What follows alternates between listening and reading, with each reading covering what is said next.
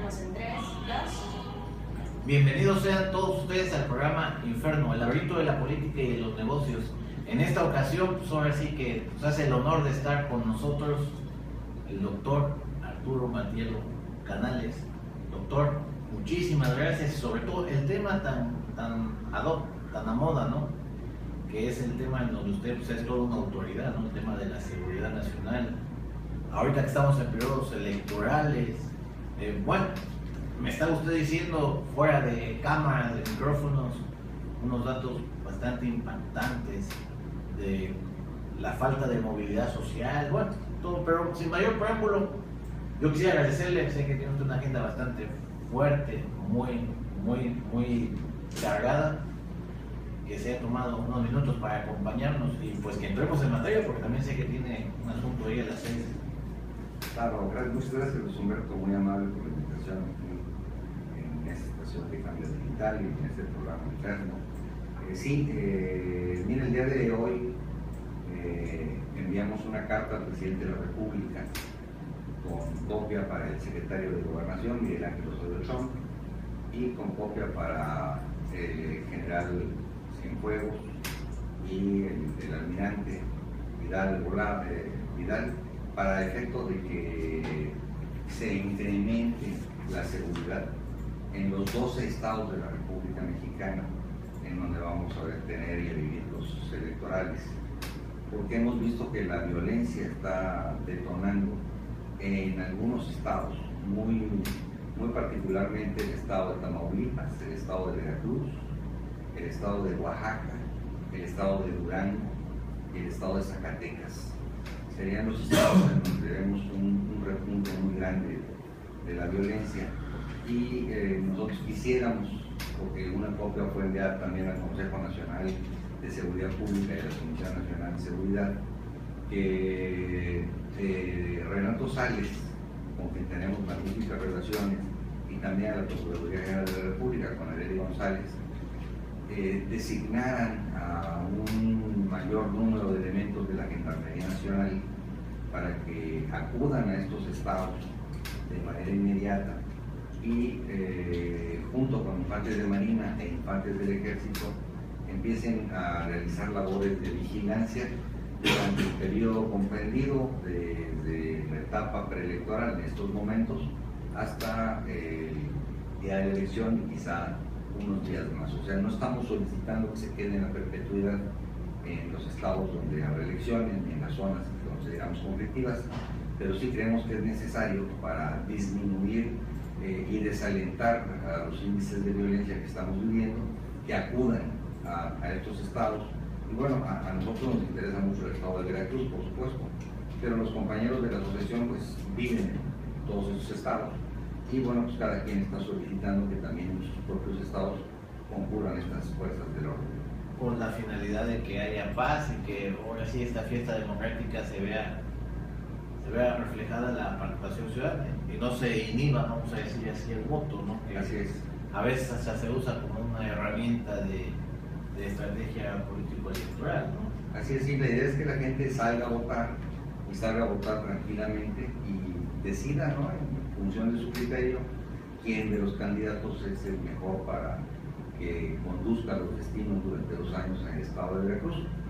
Vale anotar que, bueno, copia de esta carta ya se le fue enviada a varios candidatos que han mostrado su beneplácito, como es el caso de Miguel Ángel Yunes, Héctor Yunes y Juan Bonotorio. Le enviamos también copia al ingeniero Cuitláhuac García Jiménez, pero no nos ha contestado ni para bien ni para mal. Entonces, desconocemos cuál es su postura, pero al menos el Miguel Ángel, Héctor y Juan Bueno han mostrado su beneplácito. Participación en este tema. Doctor, el tema de la seguridad, donde usted estaba viendo hace algunas semanas, estuvo usted con el gobernador de Chiapas, ¿no? Sí, con Manuel Velasco.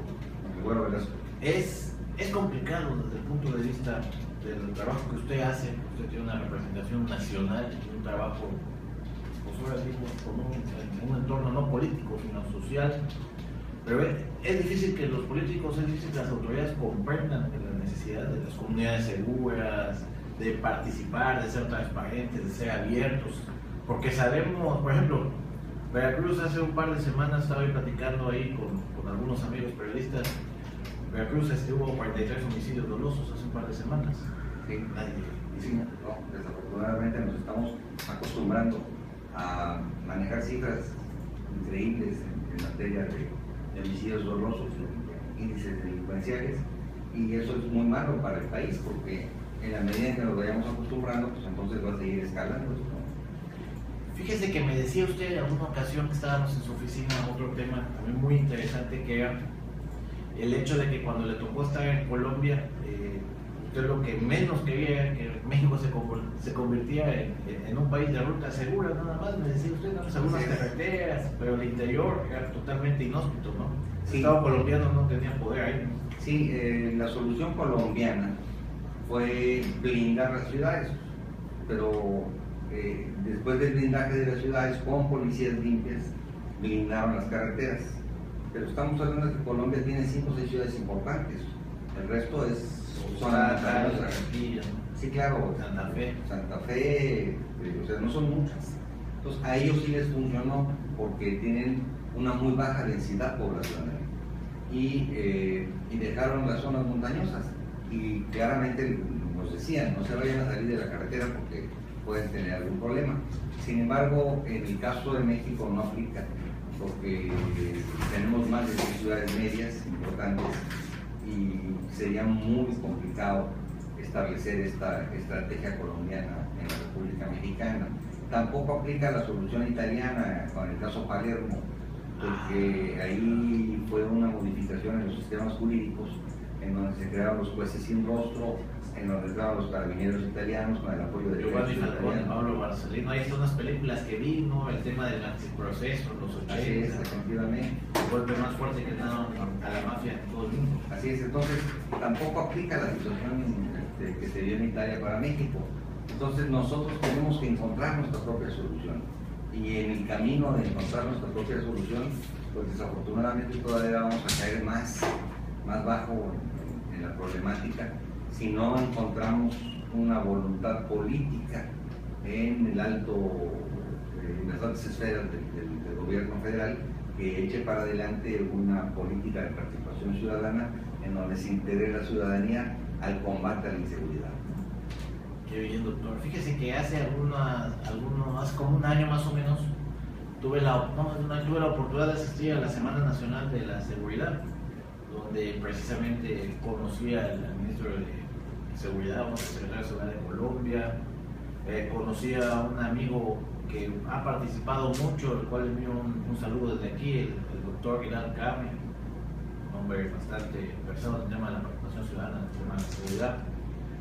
Y yo creo que el gobierno mexicano, en esa semana que estuve en México, el gobierno mexicano hace esfuerzos para que permee el tema de las comunidades seguras, el tema de la participación ciudadana.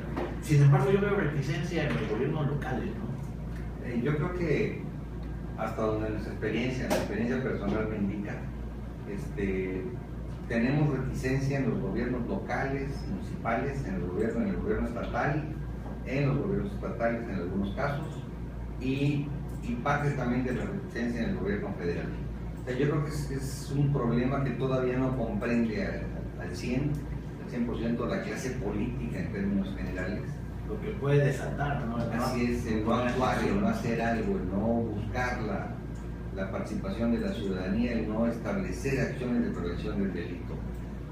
Por ejemplo, en el estado de Veracruz, me ha tocado dialogar con varios de los candidatos al respecto, y su plan primordial es la fuerza reactiva, porque estamos en una emergencia. Sí, yo estoy de acuerdo, pero necesitamos empezar a prevenir el delito. Y si no iniciamos ahora, pues entonces se nos va a ir el tiempo, ¿no? Va a ser más complicado, ¿no? Por supuesto, se va a crecer y entonces después va a ser menos posible entrar a la prevención. Ok, doctor, ¿me permite usted una pausa y volvernos al Inferno, el laberinto de la política y los negocios, en esta ocasión con el doctor Arturo Matielo Canales? En esta ocasión con el doctor Arturo Matielo Canales. Doctor, sería interesante que nos hablara sobre esa labor que ustedes hicieron y que está muy patente, el tema de los polígonos de seguridad. Creo que se iban a detonar ahí economías domésticas, se iba a detonar ahí clases de música, clases de pintura. que todos esos niños que tienen una gran deserción escolar, sobre todo en el tema de secundaria, ¿no? Encontrar un oficio, una profesión, algo productivo que hacer de su vida y que no estuvieran vagando ahí en las esquinas, ¿no? Como es lo que sucede. Todo ese tema, ustedes son creadores de ello, ¿no? Sí, cuando inicia esta administración pública federal, con el licenciado Peña Nieto como titular del Poder Ejecutivo, designan al licenciado Roberto Campa Cipriano, subsecretario de Participación Ciudadana de la Secretaría de Gobernación, y nosotros estuvimos hablando un poco antes de que entraran al gobierno, cuando nos tocó certificar el estado de Chiapas en su conjunto. En aquel entonces acudió aún a la certificación el expresidente Felipe Calderón, pero ya Roberto Campa era en realidad como de avanzada por el nuevo gobierno, fue el interregno entre un sexenio y otro. Y entonces platicábamos acerca de lo que nosotros hacíamos en torno a polígonos. Entonces lo que hacíamos era establecer polígonos en las ciudades. A veces un polígono abarcaba toda una ciudad, en otras ocasiones los polígonos eran varios polígonos los que abarcaban una ciudad, pero nos permitía establecer de cada polígono las necesidades y la problemática que encontrábamos en esas zonas. Entonces eso permitía, es un trabajo arduo, sí, permitía que desde la óptica gubernamental, las políticas públicas, se pudiera saber específicamente qué necesitaba cada una de las zonas conflictivas. O sea, en algunas zonas se requerían campos deportivos, en otras zonas se requería apoyo a la creación de microempresas, en otras zonas se requería alumbrado, basura, en fin, nos daba un horizonte, un panorama muy amplio, y el gobierno de la República dispuso de un gran presupuesto para la prevención del delito que se debía trasladar a los municipios para que se aplicara ese dinero en lo que era fundamental y necesario. Desafortunadamente, en muchos casos, el recurso financiero de materia federal llegaba a los gobiernos de los estados, como es el caso de Veracruz, y el dinero no fluía hacia las zonas que habían sido previamente autorizadas. Así es, por el Congreso Federal, incluso por los diputados. Había otros casos, como es el caso de Acapulco, en donde el dinero sí fluyó, sí se invirtió, pero se invirtió solo en obras materiales, porque nosotros encontramos que el gobierno federal hasta la fecha no es muy apasionado de trabajar con los ciudadanos. O sea, ellos intentan hacer las cosas ellos, sin la participación de la ciudadanía. Y lo que está sucediendo en Acapulco es el reflejo. O sea, sí hay más alumbrado. No es algo contradictorio, porque como alienta estos programas de participación ciudadana y sin embargo quiere tener el control de los programas, y viene a redundar en que pues, a los ciudadanos no se interesa, porque veo un interés político electoral o personal, todo claro, ello. Sí. Ahí está Acapulco, reitero. Invirtieron dinero, mejoraron las zonas, pusieron más alumbrado, llegó a ser la ciudad más alumbrada de México en términos porcentuales. Y bueno, pues el problema regresó, ¿no? ¿Por qué? Porque no hubo participación de la ciudadanía. Entonces, en tanto el gobierno, cualquiera que sea, federal, estatal o municipal, no entienda que los ciudadanos deben de participar en las acciones del gobierno. Son mayores de edad, no son menores de edad. Así es, esto no se va a corregir. Y claro, el ciudadano participa, pero exige cuentas, o sea, exige transparencia, lo cual es obviamente reciprocidad. Entonces, a veces los gobiernos o las entidades gubernamentales o los funcionarios pues quieren que el ciudadano participe así nada más. Bueno, participe desde su casa, pero no, eso no va a ocurrir. Participar de buena fe o que participe, pero nada más en el acto protocolario, ¿no? En la foto, y ya después de hoy nos vemos luego, ¿no? Eso no va a ocurrir. Cuando el ciudadano participa, pues se queda participando. Participa de veras, ¿no? Claro, bien, ¿no? Desde que en este tema particular, creo que yo decía algo. El trabajo que ustedes hacen es desde los niños, ¿no? Desde los infantes y desde los niños. ¿Por qué es importante hacerlo desde los niños?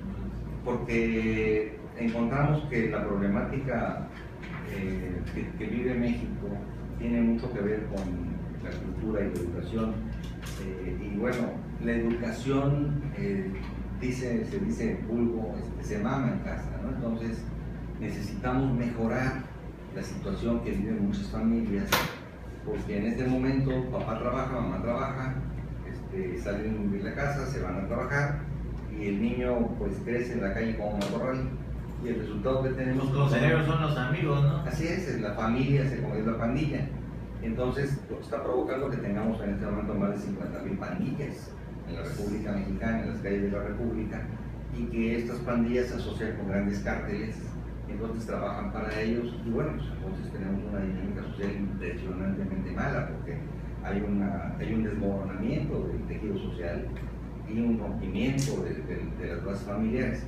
Entonces, a nosotros nos gusta mucho trabajar desde los niños, porque podemos empezar a inculcarles a los niños valores superiores, lealtad, honestidad, todo este tipo de valores que se requieren y a los cuales antes estábamos acostumbrados. El día de hoy hay muchas escuelas en donde no se canta el himno nacional, en donde no se llevan clases de civismo, todo eso. De hecho, materias como el civismo casi fueron erradicadas, ¿no? Creo que fue, no me acuerdo si con Vicente Fox o Felipe Calderón, ¿no? Que hubo una reestructuración del sistema nacional. Así es, sí. De la educación, ¿no?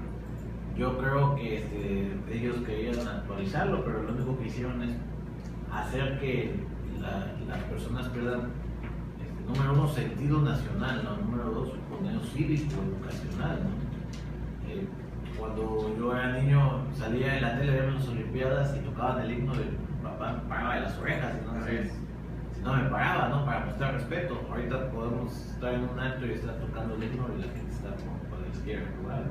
Sí, sentaba platicando. Exacto. Yo digo que estos problemas son profundos, doctor, porque fíjese que, como usted bien dice, no hay que empezar desde los niños, pero hay una desintegración familiar tremenda en este país, ¿no? Decía yo fuera de micrófono.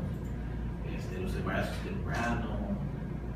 Mire, Veracruz, últimas fechas, se ha desatado el tema de la violencia, de la seguridad. Muchos dicen que es, bueno, el mismo fiscal dice que es ajuste de cuentas del crimen organizado, pero yo no puedo entender cómo digan esto cuando el delincuente común, ya no existe el delito común.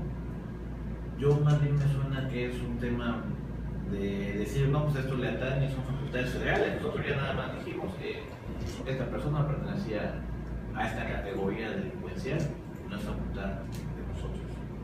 Y entonces, pues como para qué están.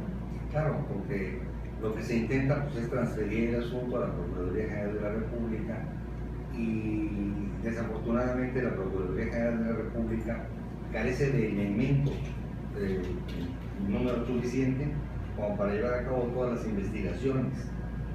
La cantidad de agentes federales que existen en cada delegación de la Procuraduría General de la República son muy bajos para la densidad poblacional que hay que atender.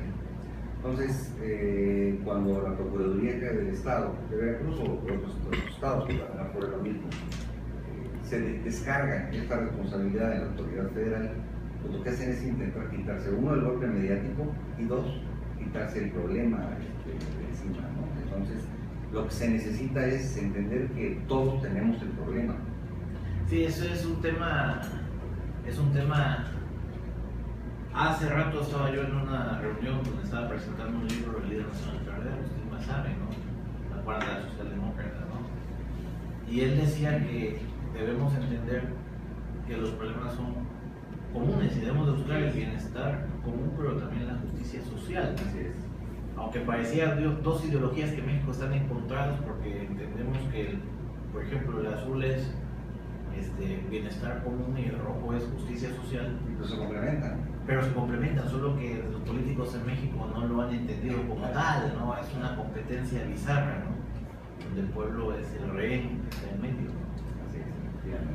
Vamos a seguir a nuestra siguiente pausa aquí en Inferno, el laberinto de la política y los negocios, y regresamos en unos momentos con el doctor Arturo Matielo. Por favor, acompáñanos. Sí, por acompañarnos aquí en Inferno, el laberinto de la política y de los negocios, aquí con el doctor Arturo Matielo. Me estaba hablando usted sobre un programa que tenía, donde usted era representante de la UNICEF, ¿no? Sí, hace años. Hace algunos años me tocó la fortuna de ser representante del voluntariado del Fondo de Naciones Unidas para la Infancia en el Estado de Veracruz, de UNICEF. Y teníamos un programa que se llamaba Programa MESE, Menores en Situación Extraordinaria.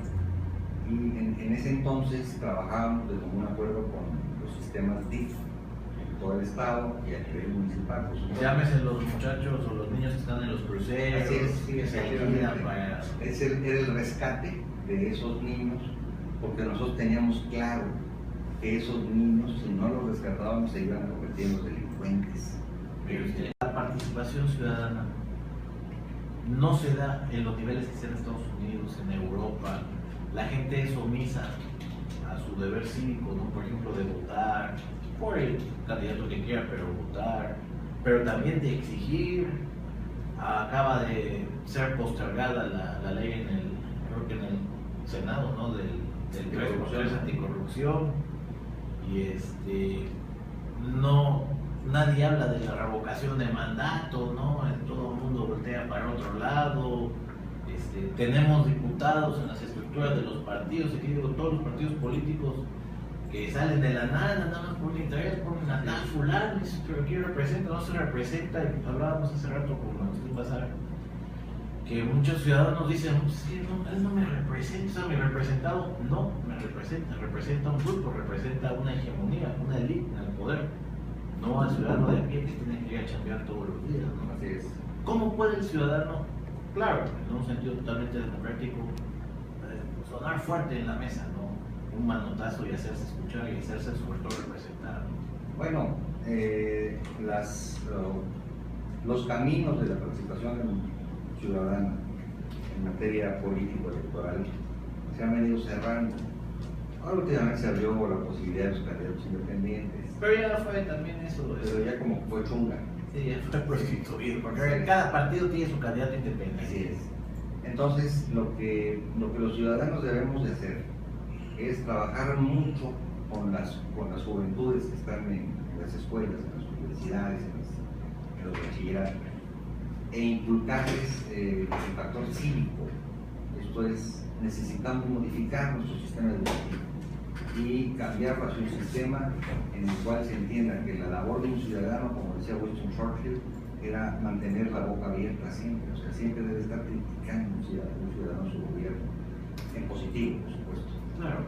Siempre en una crítica constructiva, pero siempre criticando, porque es la única forma en la cual podemos pasar de lo bueno a lo mejor, y no en sentido inverso, como está ocurriendo en este momento, donde tenemos ahí, por algún autor denominaba que una cacocracia, o sea, lo peor del sistema político internacional, ¿no?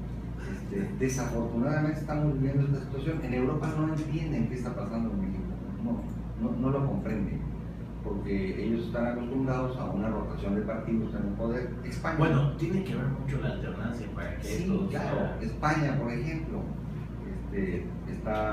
han venido alternándose el Partido Popular y el Partido Socialista Obrero Español, y a niveles regionales entran otros partidos, claro, de Cataluña, Podemos, Ciudadanos, en fin, hay una alternancia, pero hay una diferencia.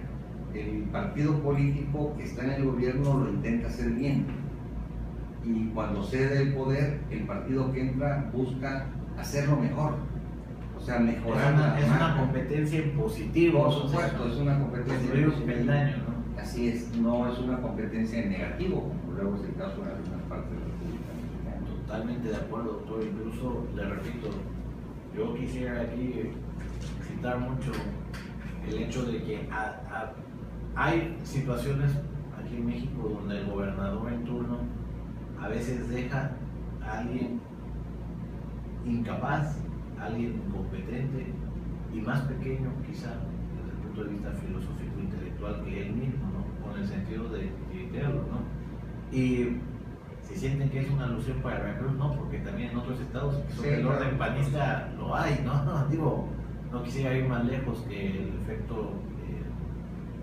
de Sonora, ¿no? Que pasó lo mismo.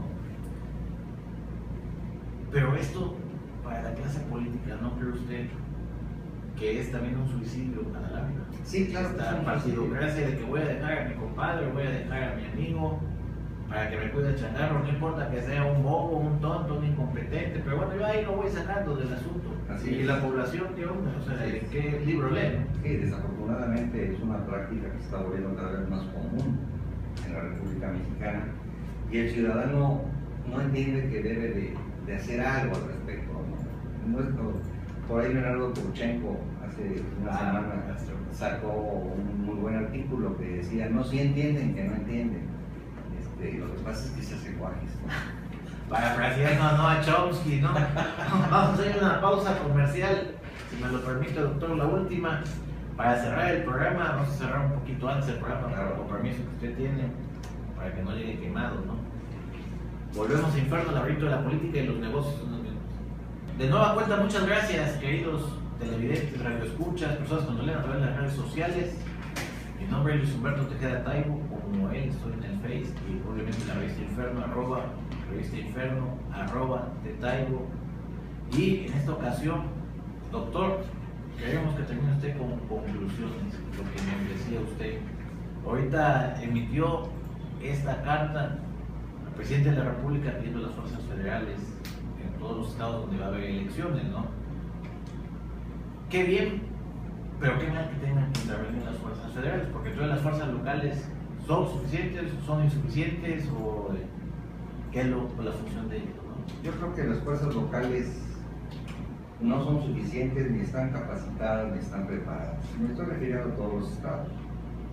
Desafortunadamente hemos descubierto a través de encuestas que hacemos al interior de las fuerzas no armadas, ¿no? Las fuerzas policíacas, que entre 7 y 8 policías de cada 10 tienen nexos, algún tipo de nexo con la delincuencia organizada. Pero en México, perdón, en Veracruz, por lo que yo sé, pues el secretario Bermúdez ha dicho que tenemos una policía certificada. Pero es que no sabemos quién la certificó, no sabemos dónde se capacitó, no sabemos quiénes fueron sus maestros, no sabemos qué tipo de información les dieron. Y además, aunque estuviese certificada en el supuesto, también los policías son seres humanos que merecen un techo, merecen comodidad, se pueden contaminar, un salario digno, y si no hay tal, pues claro, se pueden contaminar y entrar en negociaciones, ¿no? O sea, no intentamos descalificar a nadie. No, lo que queremos nosotros es tener una policía digna, pero también democrática. O sea, queremos ser informados de lo que está ocurriendo adentro de las corporaciones policíacas. Queremos saber si tienen casas, si tienen becas a sus hijos, cuánto ganan, seguros de vida, pagan, seguro de vida, seguro de gastos médicos mayores, en fin. Si está recibiendo todo lo que una persona debe de recibir para poder arriesgar su vida por la comunidad. Ese estímulo para poder servir sin preocupación de que se llega el pan a la casa, o si el hijo tiene posibilidades de estudiar, o no hay un techo, ¿no? Así es, entonces, está rentando siempre. Eso es lo que nosotros queremos. Nosotros queremos que eso se replique en toda la República. Hay un programa que se llama Programa DARE, que es norteamericano, y que con gusto nos lo proporciona los Estados Unidos de Norteamérica, para ir certificando a cada uno de los policías. Esto ocurre en Mérida. La mitad de su policía está certificada por Estados Unidos, por el FBI, por la DEA. Entonces estamos hablando de instituciones confiables. Claro. Por eso Mérida es la ciudad más segura de México. Entonces, ¿qué queremos? Y más limpia también. ¿Qué queremos nosotros? Eso, que todo México esté certificado. No necesariamente por Estados Unidos, pero puede estar certificado por instituciones nacionales. De renombre, de prestigio, claro, donde sepamos que están recibiendo la capacitación adecuada. Lo ideal sería que diéramos un pinchazo en la computadora y supiéramos cómo se llama el comandante, cómo se llama el teniente, cuál es su carrera, cuáles son sus estudios. Pero es el secreto mejor guardado en México. Claro, es que necesitamos transparencia, por eso hablamos de una policía democrática.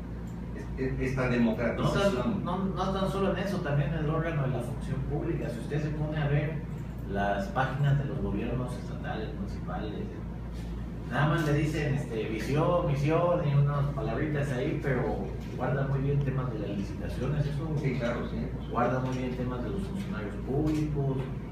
Ya parecía que la página se queda invernando, ¿no? Ya no da el pinchazo, y usted pregunta y dice, es que se cayó. Se cayó el sistema. Vinieron los genocidas, una conspiración judío-masónica y la página. Pero bueno, doctor, vamos a despedir el programa porque usted tiene un compromiso. No sin antes darle un agradecimiento especial. Usted es amigo de mucho aprecio del Inferno y de servidor Luis Humberto Tejeda Taibo. La repetición de este programa, queridos amigos, sábado a las 10 de la mañana, Nos vemos en la próxima, mientras que tengan la mejor experiencia de vida. Muchas gracias por su compañía.